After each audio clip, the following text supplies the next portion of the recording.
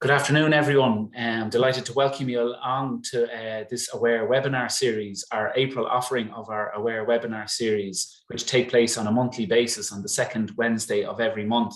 And I'm delighted to welcome along Dr. Odhran McCarthy, as you see on the slide there, a principal clinical psychologist specialist with the HSE Dublin North Mental Health Services, and also the founder and director of Social Anxiety Ireland. And I'm very much looking forward to our conversation in the coming hour and also fielding your questions and answers, questions, should I say, in relation to social anxiety and what that maybe means to you and your experience of it, if that is your experience, and some thoughts and ideas we have in this conversation about perhaps managing it and what it might be about for you and what it might be like for you living with the experience of social anxiety and what the link between social anxiety is and depression. So just to give you a brief overview of Aware before we start the conversation is here at Aware, our task and what we do is provide support, information and education to people experiencing depression, bipolar disorder, anxiety and other mood-related conditions. And we do that through the provision of our support services, which include the support line, our support group service, support mail service, and also educational programs, which are based on the principles of cognitive behavioral therapy. We also provide educational programs for supporters, so for relatives and friends of people who are experiencing depression and bipolar disorder. So for further information on that, I'd encourage you to look on our website, aware.ie. Just before we begin, I'd like to flag with you that there'll be an opportunity to ask questions as part of this webinar via the Q&A box, and I'll be monitoring that. And unfortunately, we won't be able to have time to answer every question, but we'll endeavour to do our very best in that regard too. And if you have a specific concern in relation to how you are, your mood or your mental health, we'd encourage you to reach out to your GP as an initial person to contact to seek support in that regard. And if you may be linked in with a mental health profession yourself, and to seek support from him or her as is required. So over to you now, Odhran, to introduce yourself and to get the webinar started in a conversational way together. So thank you, Odhran. You're very welcome, Stephen, and thank you. And in fairness, I think you kind of gave me a reasonable introduction there. Yes, I'm a principal psychologist working with the HSC. That's my day job. Coming to the end of my career, I suppose, in some ways at this point. And my outside of my day job would be the work that we do with Social Anxiety Ireland and the kind of specific focus there on social anxiety. I've been involved in that now for the last 20 odd years. We're a very small organization, but are growing steadily over time. And I'm hoping when I retire in the next year or so, I'll be able to devote a little bit more time to that project. So I won't be bored, at least. No, surely not. Surely not, indeed. Thanks, Odhran. Yeah. So I suppose just to start in relation to the first point of it is what link would you see between social anxiety and depression, if any? What kind of thoughts come to mind upon thinking about that question? I think there are two things that very commonly co-occur. I think it's interesting if you look at the research, particularly on social anxiety, and I'm always kind of coming from that aspect. So I look at people with social anxiety, and then I look at, are they depressed as well?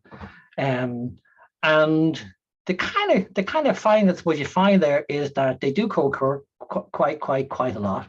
I think in a person's lifetime, the chance of having a major depressive disorder is something like 75% with people with social anxiety. But the most unique thing I think about it is looking at the kind of sequence of it. So which occurs first? The research would tend to suggest that people get socially anxious mostly, if they're co-occurring anyway, first. And then the depression kicks in typically like 11 to 12 years later for a co-occurring kind of thing. And that happens in about 90% of the times, where the opposite, depression first, social anxiety, is quite rare, the remaining 10% of the time. Which kind of leads me to kind of think that when they are co-occurring, that the depression is a kind of consequences or a secondary response to the social anxiety in the first place. And the sense we get from that is they might share a kind of common feature in terms of shame, underlying shame, when they co-occur. And also there's a sense of people with social anxiety tend to, because of that social anxiety, and we can talk about what exactly that is in the first place. I always think the word social anxiety is a poor explanation of what's happening to people. We can dovetail into that in a moment. But people who are socially anxious tend to avoid social interactions, connecting with people. They pull back. They tend to live a world that's slightly more isolated. And even when they're among people, they have that sense of isolation, lack of connectivity with other people, which is so vital for our mental health, and become kind of lonely. I kind of have a sense that loneliness and depression, very, very much interlinked in some ways. Lack of social contact, very much interlinked in some ways. So there's always kind of a sense of people with social anxiety are on the outside looking in at the rest of the world who are engaged with each other and feeling very much the outsider. And that's very, to my mind, that's a very depressing place to be. Or likewise, if they're in that world and they're trying to engage, they often have a lot of behaviors that they use to somehow make themselves feel safe in that world. And I know a lot of people with social anxiety will talk about feeling almost like a fraud, that the real person isn't being seen. They're acting, they have a mask on. And in some ways, that lack of genuineness in some ways in that world, where I'm in there, but I'm not really. I think it weighs heavy on people over time, and can grind them down so that they end up in that kind of, for want of a better word, depressed state. Sure. That's very helpful introduction, or in relation to describing how they co-occur, and also how there can be a kind of connection also between the two, or the two states or ideas, and what maybe begets the other. So from the research perspective, social anxiety leading to the depression. And then speaking to this aspect of, I'm really intrigued and interested hearing you speaking about isolation and loneliness, and the difference between the two of them, even though sometimes they're used interchangeably as concepts or ideas. Yeah, I think loneliness is probably the key piece there. Rather than isolation or being on one's own. If I choose to isolate myself, I think that's completely different from feeling forced to do so. Yes. And there was always these kind of questions about, is somebody socially anxious just someone who is introverted? And I say, actually, you can have introverted socially anxious and you can have extroverted. So it's a completely different domain. And it talks really about social energy more than anything else. So someone extroverted lost the social energy, gains energy from the social world, and likes to be there. And if you're extroverted and social anxiety, that's an interesting dilemma. Yes. So you kind of want to be engaged, but you're terrified of that engagement. So it's like what you want is also almost like poison to you. Sure. With the introverted, slightly different. I think they can cope with the periods on their own because they've only so much social energy, and they break away to kind of recuperate in some ways. So it's kind of different, I think, but both can co-occur with that. I mean, boils down to asking yourself the question: what is social anxiety? Is it just anxiety in social situations? And I think that doesn't quite capture really what we talk about. So when I think of the word social anxiety, I think of things like judgment. I think of connection. I think of shame, and I think of embarrassment. Sure. Can you speak a little bit more about shame? It's such an intriguing kind of aspect too, and also, fundamentally debilitating to someone to have that kind of aspect of feeling ashamed, or that state of shame regarding their experience of connections or relationships, and what that's like for someone who may be experiencing social anxiety. Okay. Shame and embarrassment are kind of similar-ish. I suppose in some ways, embarrassment more kind of maps onto this kind of idea of external shame. So the kind of shame is often broken down into two aspects: internal versus external. So internal is more the relationship I have with myself. External is the relationship I'm having with other people and how it might reflect on myself. That outside one is probably what social anxiety tends to focus on more. So I'm out in this world and my goal is to feel connected. I know Brené Brown, that American researcher. Yeah, I'd highly recommend Brené Brown. She's wonderful, great. Wonderful kind of, and she talks about shame in that kind of sense, that it's a fear of disconnectedness. And human beings, or social animals, we need to feel connected. We thrive when we're connected. And we kind of wither away when we're not. And that there's a real evolutionary kind of piece to that being part of the tribe, being connected with other people meant safety in numbers, literally. And to be excluded from that in those days probably meant death. So we almost have that same kind of response nowadays. That to not feel connected is a terrifying prospect for us. So people are striving towards connection. Now, the external stuff would be kind of sense of what do I need to be in order to connect with others? What do people value? How do they judge me? So it brings it down to that idea of fear of judgment. If I go out into this world, I will be judged by other people, or other people are judgmental. And I think that's part of people's history often, how they got to that point, unfortunately. And therefore, I need to almost be perfect to be acceptable. So the real strive for perfection in people's social anxiety, to be the perfect host and the perfect boyfriend and the perfect conversationalist and the perfect looking, and everything has to be right, because any mistake will be observed, judged, and anyone ever make a mistake in public, that's witnessed. The sense of embarrassment that kicks in around that. So I think everyone can recognize that sense of embarrassment that can kick in when we make a faux pas, as it were. And it's almost as though that's not acceptable, Odhran. For me to do that would be so debilitating and so painful, excruciatingly painful, that I dare not make that mistake. Yes, the embarrassment is absolutely kind of excruciating. And it kind of, there's a sense that I have made some kind of mistake here. Now, oftentimes I think we've got so perfectionistic about stuff because we've been striving. That we realize that people are actually much more tolerant. We don't realize that people are much more tolerant than they are. And we expect this kind of scrutiny and kind of ridicule and laughter and kind of judgment. And it's awful. So we try to hide that stuff. Now, that keeps happening. I made a mistake.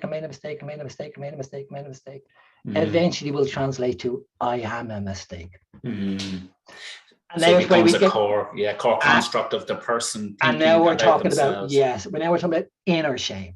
Core, debilitating, toxic inner shame. Yeah. So it starts out externally in relation to how people think about the other person, thinking of them, and then it becomes internalized. And that's where social anxiety becomes, as you say, a very, to use that word again, debilitating and, unhelpful space to be in, I suppose. Yeah.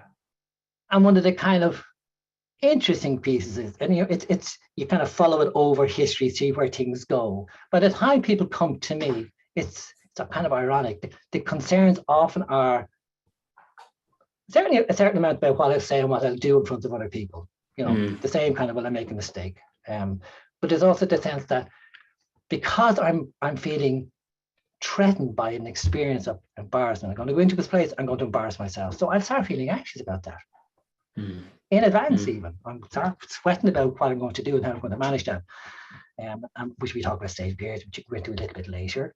But that anxiety itself, I arrive into a social situation where everyone's supposed to be relaxed, but I'm now feeling anxious. And I'm feeling different. And people will see my anxiety and make judgments about that.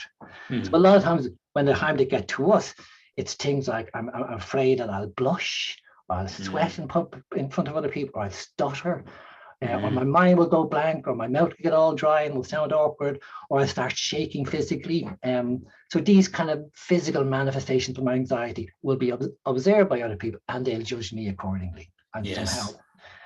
Yeah.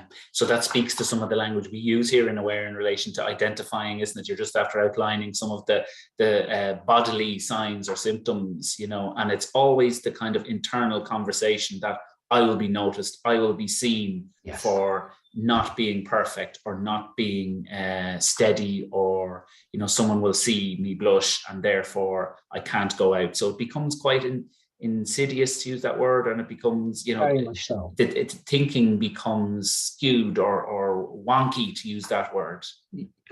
Very much so, very much so. And, and listening to people over the years, it really tends to kind of fall down into those kind of core concerns of, what do people see me as weak? Or they'll see me as odd, strange, different, or they'll see me as stupid. Or all three. But people will focus in on certain aspects of that. And then, as you say, huge amount of efforts to put on the mask, to behave in ways that they see that, to try and alter that. And I think we all do impression management. We all try to look our best, and try to be our best in that social world. And I'm sure we've all had moments where we feel that thing's slipping and get that anxious. But can you imagine that constantly? Yeah. So for some people like this, a couple of hundred people watching, most people probably get a bit anxious in those kind of circumstances. Sure. But putting out the bins. Yeah. I'm afraid that your neighbour might come out and chat with you over the wall. And that being the same as sitting in front of 100 people and doing a formal conversation. Yeah. It really is tiresome. And it dominates their entire life. They're constantly planning how they're going to negotiate the world. Yeah. And how to reduce the contact they have to a minimum, and how to fine tune that as best they can. Yes. Yeah. Very tiresome and bothersome. It becomes all consuming almost, isn't it? Is what you're saying. Or when it heads on a continuum, because I think it's very helpful for you to say that around normalizing social anxiety, or, as you've put it very aptly, impression management, around how we present ourselves. So we present ourselves in the workspace. We wouldn't necessarily behave the same way with our family and friends as we would in work.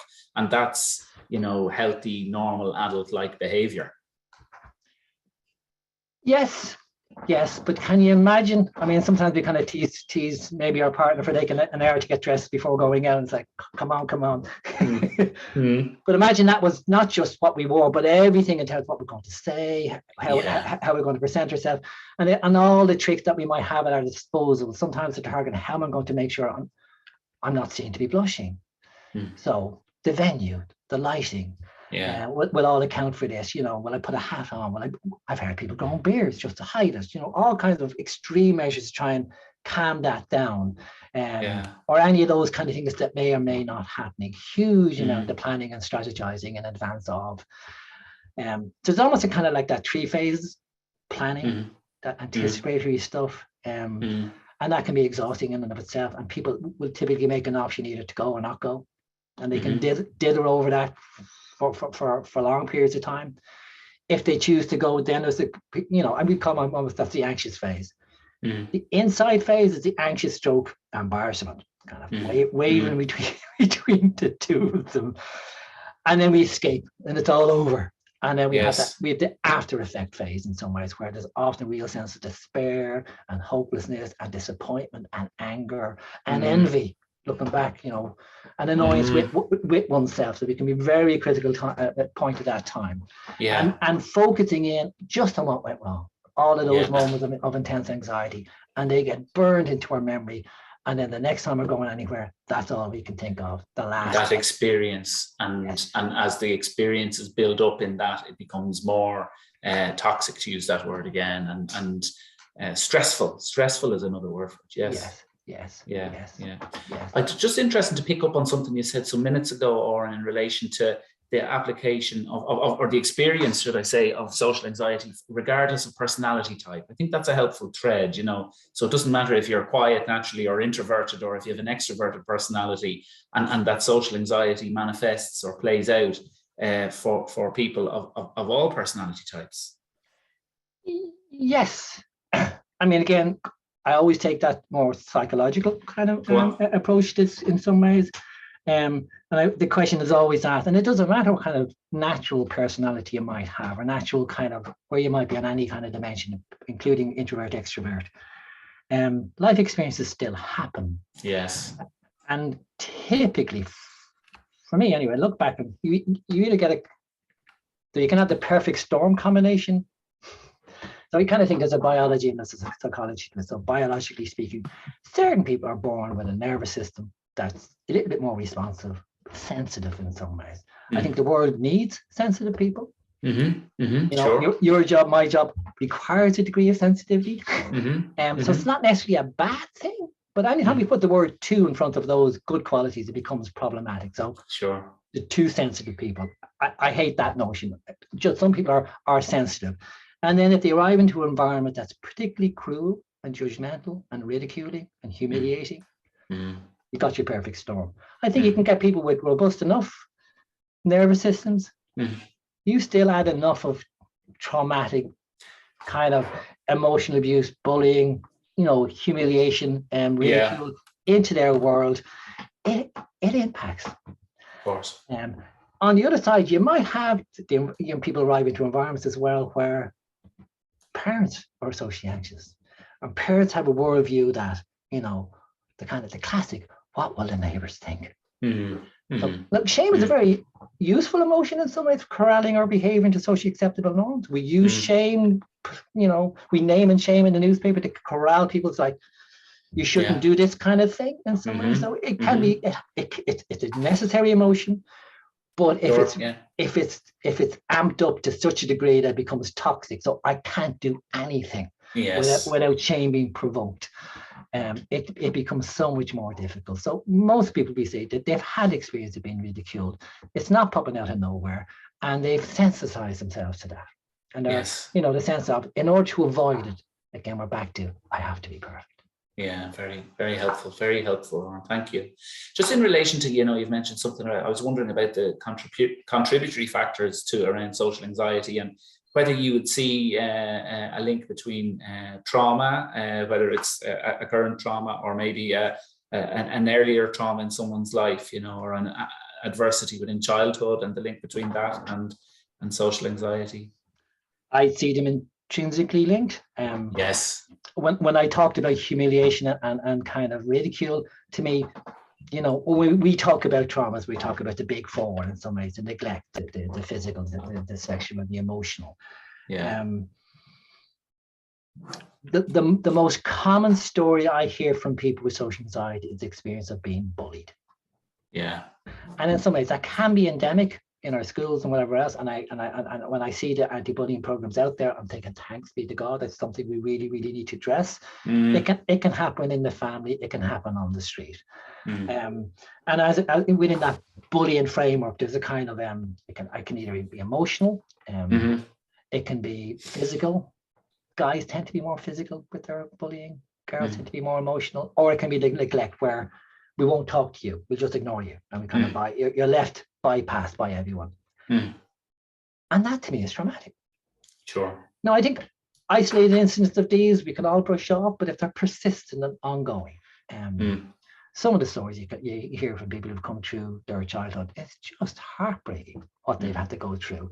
And it kind of makes perfect sense why they would be treading very carefully in the world. And they've learned in some ways over time that it is such a dangerous place, and people can be so, looking for weakness and looking to slip a knife in and kind of hurt. It's tragic. It really is tragic in many ways. Yeah, I pick up your strong sense of empathy and connection to the people you work with in Social Anxiety Ireland, and the people that your colleagues work alongside in forging that connection and in service of supporting them and working through something, or trying to offer some hope. Yeah, I suppose the thing that keeps me going in that world in some ways is when you get to a point, when people can get to a point, we'll say in our group work, and it often takes quite a few sessions before people kind of ease in.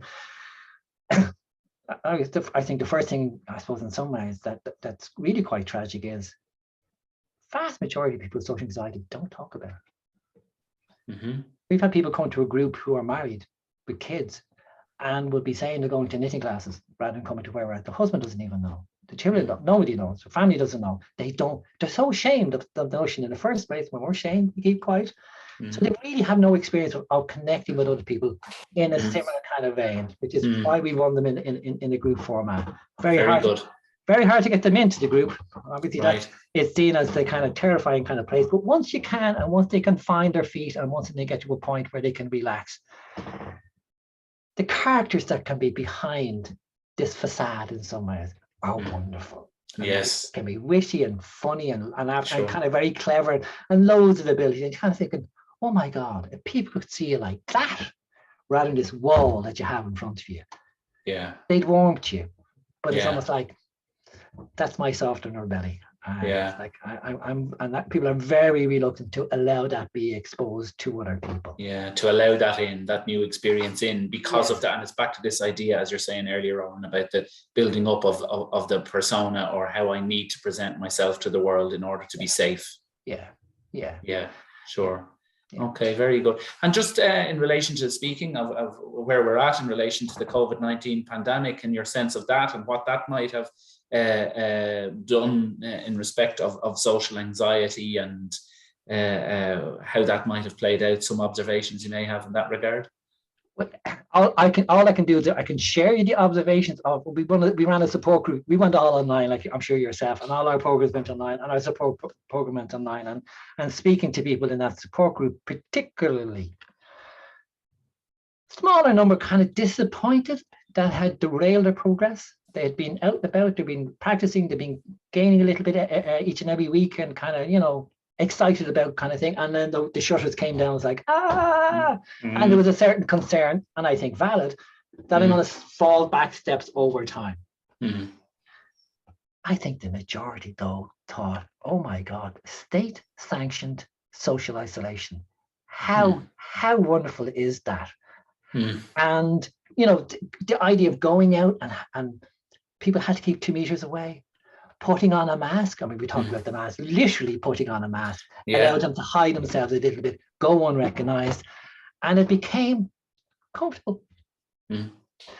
Interesting. The going online was a little bit kind of, some people hate the online stuff. Some people found, well, I much prefer that because it's distant and I control, and I can have technical issues and disappear off and I get myself together and come back. So ironically, despite the kind of people talking about the tsunami of mental difficulties because of pandemic, and I do think this connection, which I started off our conversation, so essential for human beings, and I think generally that got impeded in some ways over that particular time. I think people probably felt that. I must say, I like the slowing down of the world. I think that for many people that was actually a benefit. Most people within the support group actually found the pandemic not too bad, and are much more anxious now as it's opening up. And that's something to come to around the re-emergence of society. Yeah, indeed. Go on, speak to that a little bit, please. Yeah. Well, it's kind of, I suppose, in some ways, they were on vacation from their anxiety for about 2 years. And they, a lot of times when people are engaged in safety behaviors, they're aware, that they've been avoiding. They're trying to judge it just right so people don't get too annoyed with them. So, I can't go to this. And they'll go to every few times just to keep relationships just about okay. All of a sudden, pandemic allowed them not to do anything. And with a valid excuse for it. So people couldn't judge them anymore for not turning up. And it was suddenly a place of comfort. Now, those excuses, those valid pandemic-related excuses are being removed. And there's no longer that. And now the idea of remaining in the place they have been gets awkward again. And they get caught into this kind of, this almost push-pull. Yes. Because ultimately, if they're coming to me, they want to be engaged with the world. They want to be connected. So there's a push to become connected and a pull. Yes, that's a great way of putting it. Yes. I remember, going back to that expression, I remember one young lady, and she was probably one of the more the extroverted types. She used to entertain the group no end, but she was there. But she talked about her way of describing her own experience. The push-pull was, I feel like a extrovert trapped in an introvert's body. Yes. Just to catch that kind of, I want to be connected, but I'm terrified at the same time of that connection. So I pull back from it. And being in that dilemma. I suppose if you didn't want to be connected, we wouldn't have an issue. Yes. And that's a very apt and very kind of helpful kind of user-friendly way of describing it, the push-pull, because the desire to connect, and we are social beings and social creatures, and, have that desire and need to connect, like we're born into the world to connect, and yet sense of not feeling able and not being able to connect in a social way. Yeah, indeed. Yeah. So it's very helpful to draw it back to at the start, talking about how they can co-occur, social anxiety and depression, and yet the social anxiety, from, as you're saying, the research, is generally speaking the first manifestation in that experience of the state, and then depression following on. Yeah. Predominantly. Yeah. I mean, again, the research would suggest most people with social anxiety that I'd end up, I suppose, working with, their career in social anxiety starts in their early teens. Yes. And in many ways, I kind of think the teenage years are a challenging one in some ways, because it's almost like social anxiety is the default position for most of us. As we're becoming aware of self and other, the brain is developing, and we're trying to find our place in this world. And we're experimenting with our clothes and with our hair and our friendships and how we act. And you can see them shifting and changing styles. We're trying to find a way to fit in, to feel a sense of belonging with our peer groups. So you'll often see, even look out there, youths when they're all in black, all with the crew cuts, all being the same. The terror of being different and being judged for being different at that age is so intense. That kind of self-consciousness, which I suppose is kind of one of the key figures of social anxiety, being self-conscious. Indeed. Yes. It's almost like the norm. And then kids who are maybe struggling a little bit more with it, and that might mention it, it's often called, you'll grow out of it. And in fairness, most of us do. You look at the research, and our own thing would say the same thing, that most people coming to looking with social anxiety, the average age is late 20s, early 30s. So it's almost like they pass 18, 19, 20, and it's like, I still feel like a teenager. They hit 30, I still feel like a teenager, which must be awful. And it's like 10 years of that before they seek to whatever. And oftentimes, I hate to say it, one way of dealing with over those years is alcohol. It's a social lubricant. It relaxes. It removes some of the inhibitions that we might have. It's the kind of catch-22. Some people with social anxiety like alcohol because it relaxes them and lets them be less inhibited, and they feel like their real selves come out. Others are afraid that I lose control. I might do something silly now that I'm drunk. And I get the horrors afterwards. There's a mixed bag, and I think a huge amount of people, unfortunately, with social anxiety end up in AA because they've used alcohol, or 10 years of this, become depressed. And it's almost more acceptable to go looking for treatment for depression and or alcohol abuse than socially anxious. Very interesting. So I think a huge amount of presentations come in at that stage with depression or alcohol misuse. Yeah, because it's led in the continuum or in the experience of it towards that state or towards that experience. Yes. If I was actually out there in this world, have you get the celebrities coming out and they'll talk about their alcohol misuse or their drug use, or they'll talk about the depression. Have you ever heard anyone come out and talk about social anxiety? Oh, it's an interesting point. Or like my classic person is that singer, musician, Sia, I think her name is SIA. Famous with the bag on the head and lots of. To me, screaming social anxiety. She doesn't talk about it though. She talks about depression or drug misuse. And I think, well, you're using the drugs because of your social anxiety, and you're depressed because of your social anxiety. And you're also a singer with a beautiful voice. Yes. So there's these kind of things. People don't talk about it. They really don't. It's great for you to shine a light on it and think about the link between it and talk about it as a really lived experience for people and how impactful it is on people's lives. And I think you've given us a great illumination and description of that, and just to move it on a little bit now in our conversation, to ask to field a few questions from the participants at the webinar this afternoon. Because one of the questions that's come in is that wondering if a person could have social anxiety as a child and then perhaps depression as an adult. Your sense of it? I think we might have touched towards that a little bit. I think so. So as a child, I mean, I debate this with people all the time. I mean, if it comes to the classic diagnostic criteria in some way. I think that they are descriptive, but they don't offer explanation. Can a child be socially anxious in the same way as an adolescent? I don't think they can. We call it shyness, maybe, or inhibited in some ways. Likely go on to be socially anxious as adolescents. But can that experience, I think some people will often say to me, I was born shy.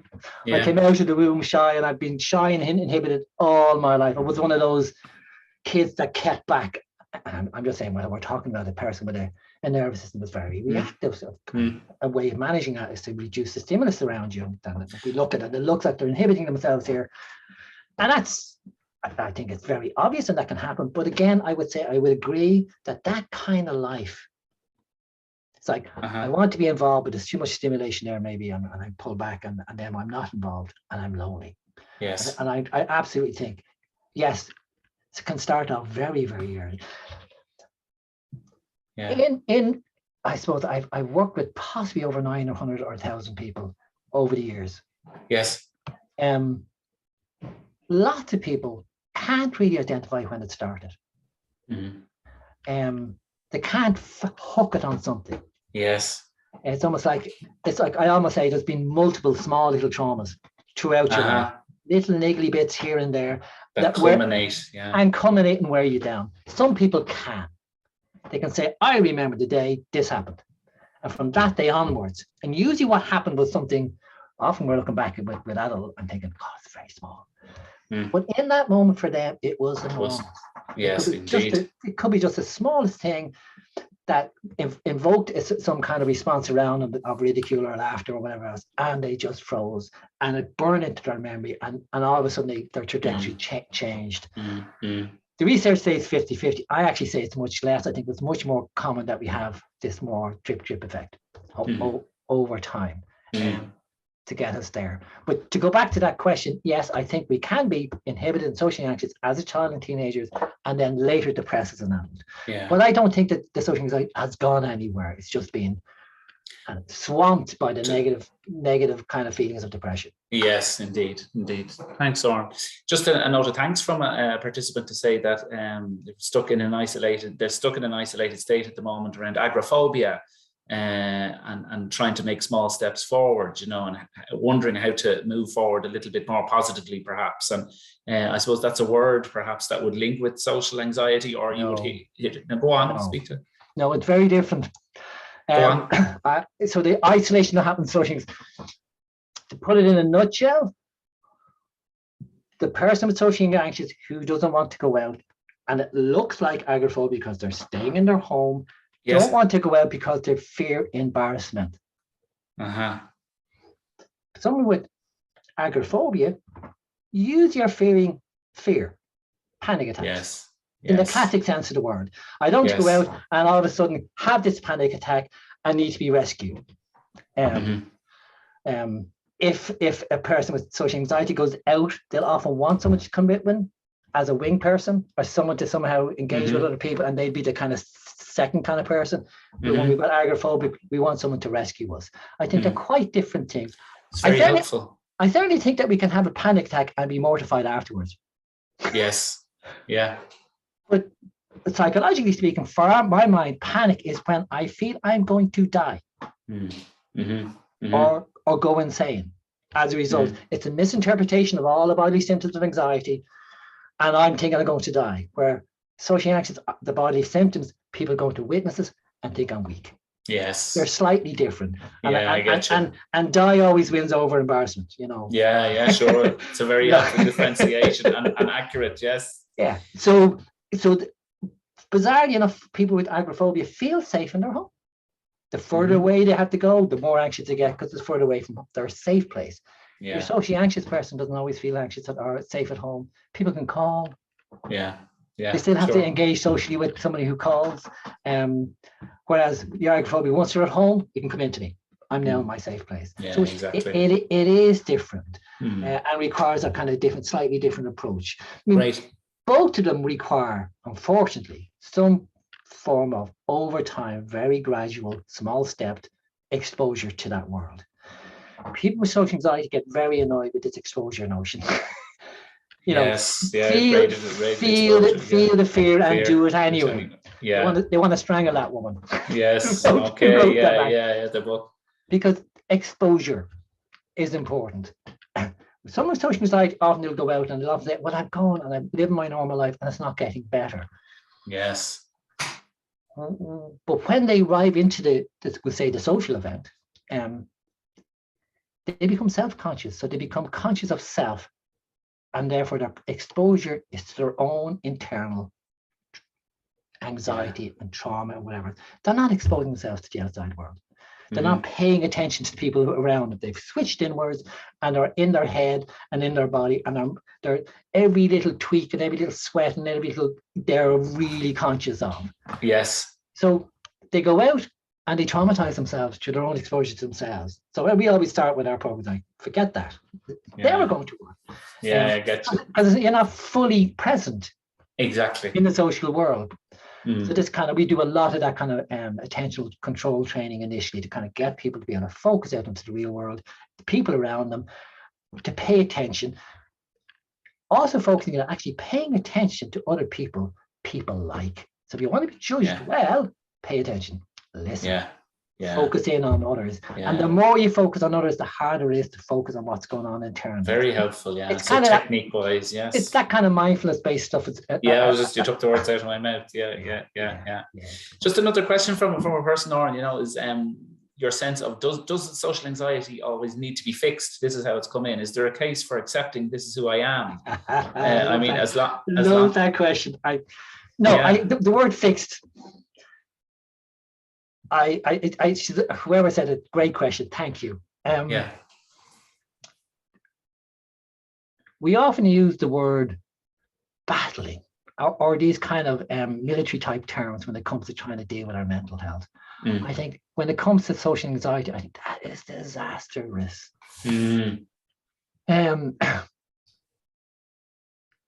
If you're feeling away and you're struggling away and you don't want to, that internal struggle just increases kind of feelings. When you're out there and you're getting anxious and you don't want to be anxious and you start battling that, you inflame the whole thing. And in some ways, I said earlier, when we get behind the wall and see the people there, like, they don't need to be fixed. They're wonderful people. They just need to take this bloody wall down. Yes. The wall is up because I can't accept that people, there's kind of, so I think acceptance is a huge thing. I obviously, but when I talk to people, sometimes a year after a program or two, and they're doing well. Yeah. And you're kind of in there kind of thinking, like, okay, what did we do that helps you there? Feedback. And I've been kind of humbled in some ways, where people say, no, I've just got to a point where, I don't really care anymore. It's like, if it happens, it happens. I accept it. And I say, how did you get the transition from that point to that point? It's like, and they don't quite know. Yeah, very good. Thanks, Odhran. No, I do think in some ways that it's easier to accept something that you feel some degree of control over. Yes. Yeah. So if we do anything, I suppose, in our program, we help them maybe engage with some of the certain things that you can do that might help you feel a little bit more in control of the situation. And once that's there, I think then the acceptance part can begin to kind of flourish.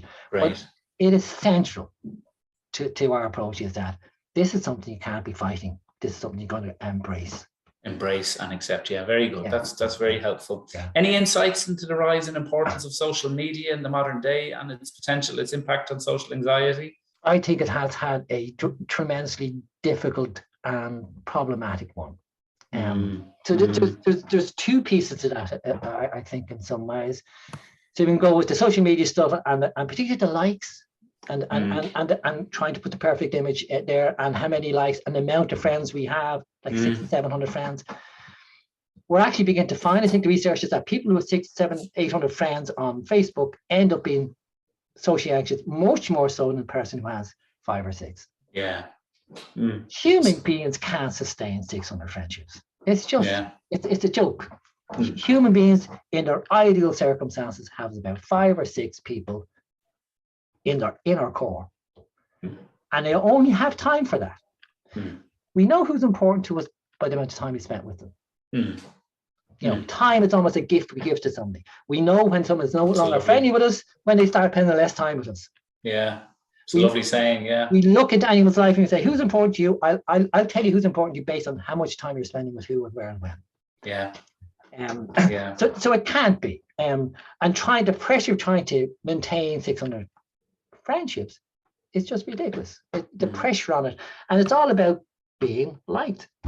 Yeah. And we're reinforcing that by the thumbs up and the various business. So that's one side of it. And the other side of it is, I suppose, social media. My pet hate would be things like those competitions for singing. For what's the name of the famous one in the UK? Is it Simon Cowell? I'm gonna have not The Voice, I also to watch one of those. Any of those ones. I'm thinking Simon Cowell and that particular one, the Britain Got Talent. And the ridicule and the things that they say to us, sitting there thinking, why do we have to? Or certain magazines where they're looking for sweat stains and the gossipy kind of things where it's almost like the world gossips. Yeah. Vindictively. And if we get that impression, and we've already had traumatic feelings in the past, it does not help. Yes, indeed. Yeah. In relation to a person needing, are there certain steps? What steps might you recommend to a person to try and work through the experience of social anxiety by themselves? If they can, I suppose you've spoken a good bit about it, but if you were to kind of break it down into a couple of steps, perhaps. Okay.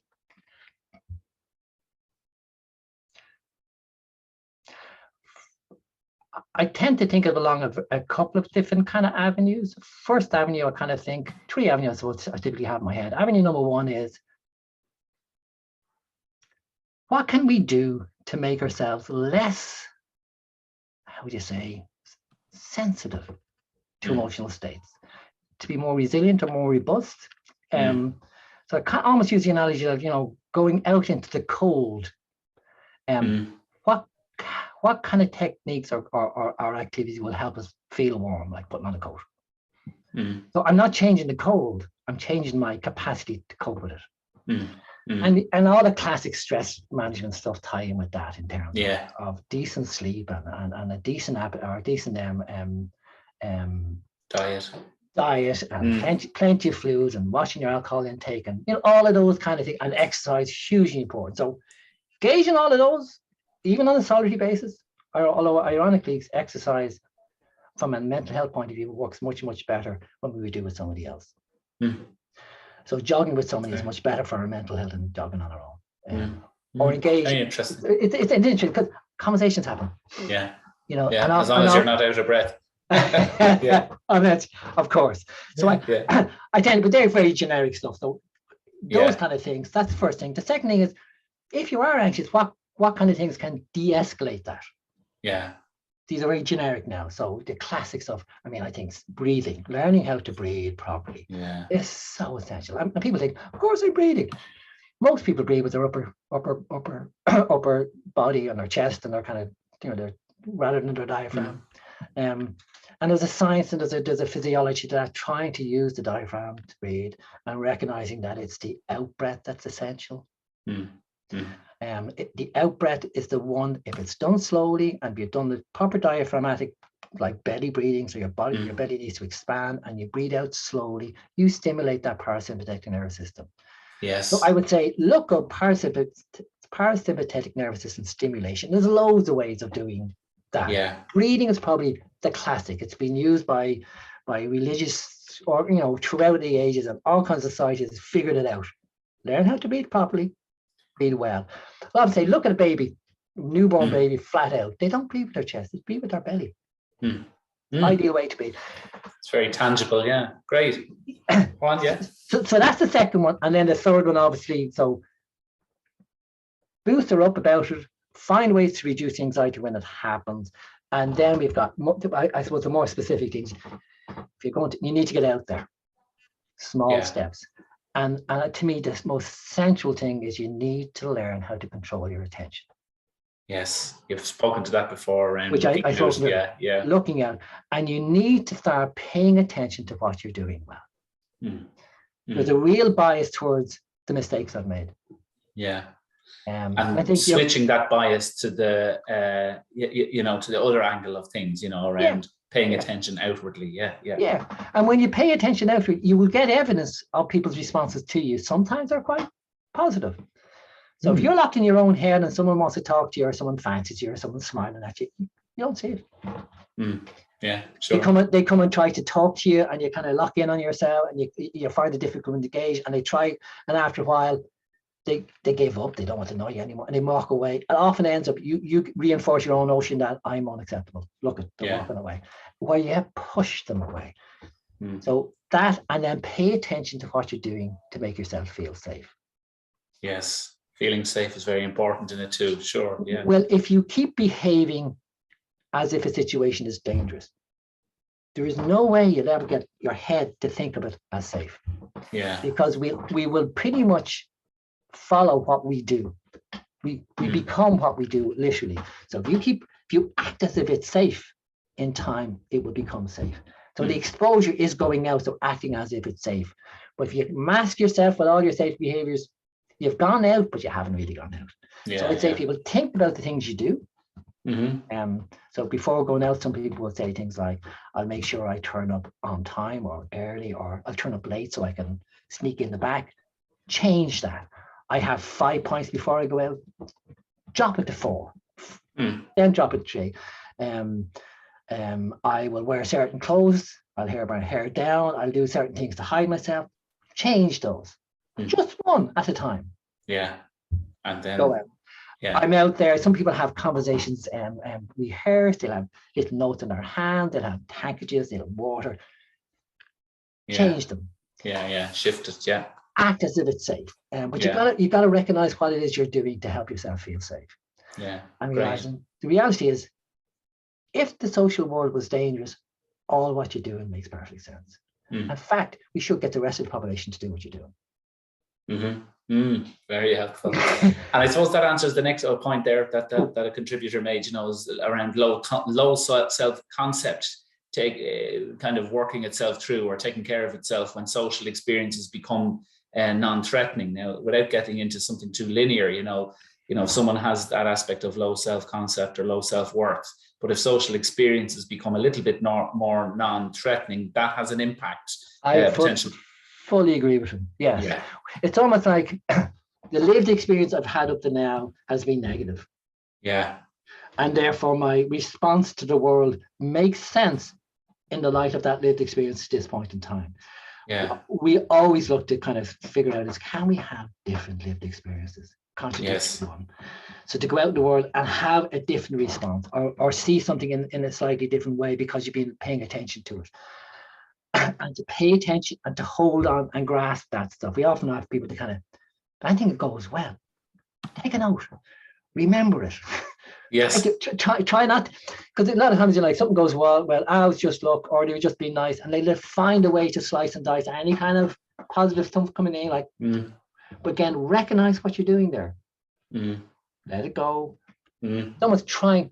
Us Irish are very, very poor at taking praise, aren't we? Sure, yeah, the compliment, the difficulty taking the compliment, yeah. And we're almost like, what? And I half accept that. We go, we want to kind of diminish it in some way. It's going to be the notion in Ireland being a big head is just like the worst, the world's worst. But internally we can do that. We can maybe not acknowledge it outside, but internally acknowledge it, kind of in terms of the responses I get or how I managed. And remember, going out and managing a social circumstances with no anxiety is not that impressive. Going out and managing social circumstances when your anxiety is through the roof, but still managing, that's impressive. Yes. That requires strength and energy and courage in some ways, as opposed to, that's terrible, I failed. Exactly. Yeah. You succeeded more than it, and I think if these things were physical, so like we see someone with a physical kind of disability and managing to run a race, majorly impressive, like so much more impressive than an able-bodied person doing the same thing. And I think we kind of need to recognize actually we may be small, starting from a low base, and that's okay.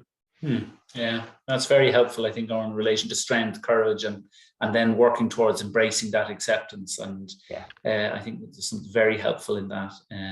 So thank you for that. And unfortunately, we won't have more time. We're running out of time. Okay. Running out of time to go towards more questions that have come in, unfortunately. So thank you for all the thoughts and observations you made as participants. And just to speak a little bit, and now to a few of them have been in relation to Social Anxiety Ireland. So if you'd like to say a brief or a few words on that and how people can reach out for support vis-a-vis social anxiety with the charity that you found and directed. Okay, the main protocol for us, we have a website. I suppose there's a Facebook page out there and a Twitter page that's probably not as active as I'd like to be, but most of the information people, in terms of accessing us, can be obtained on that website. It's very straightforward, socialanxietyireland.com. We do run intervention programs. At the moment, they're online. With the pandemic opening, we're hoping to have kind of options. Great. We do more recently have started to adapt that adult program to an adolescent population, and we're focusing at the moment, we're just finishing up one from this, I think, 16 to 19-year-olds. Great. We have done things like workshops in schools, particularly focusing on the transition year period.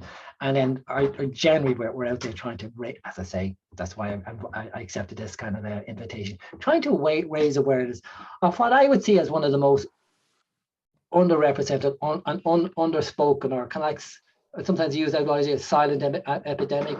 Yes. Our own research suggests 14% of adults in Ireland at any one point are struggling with social anxiety.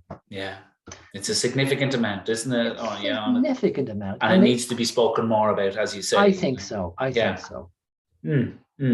And it's interesting that actually the experience at an individual level might be being kind of played out at a broader level, that we don't speak about it. You made that anecdote about the person who might say they're going to a knitting class, but they're actually going to a social anxiety group, and actually what it's like to broaden the conversation. And very much that would be our ethos in relation to the people that we serve and that we work with around destigmatization and having conversations and talking and communicating about mental health broadly in respect of social anxiety and depression and bipolar disorder, etc. So that's very helpful. So I'd like to thank you again, most sincerely from my perspective here at Aware as the Director of Services, for your time and for your wisdom and knowledge of the subject area and the aspect of kind of definite takeaways. I was very struck by the experience and your simple language in explaining it and giving people in the audience some great takeaways to think about, and hopefully reach out for support at Social Anxiety Ireland as is needed, and also ourselves at Aware as may be needed too. So just to thank you again, and to thank you all as attendees for attending this webinar, and also just to announce that our next webinar, which will take place on the 2nd Wednesday of May, which, if I'm right in saying, I think it's the 11th, Wednesday, the 11th of May, and the title of that webinar is Issues Concerning Young People, and focusing on the mental health of young people.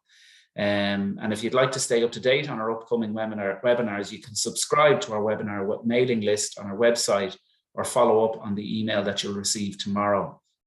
And unfortunately, as I said, we can't take any more questions from the panel, but if you do have questions or concerns, again, we'd like to reiterate and encourage you to speak to your GP or a mental health professional. And for further information on Aware services, visit our website, www.aware.ie. And as Odhran said, in relation to Social Anxiety Ireland.com is the website for further information on work that you can do regarding your experience of social anxiety. So thank you all very much for your attendance, and have a lovely afternoon ahead. Cheerio. Thank you. Thanks, Odhran.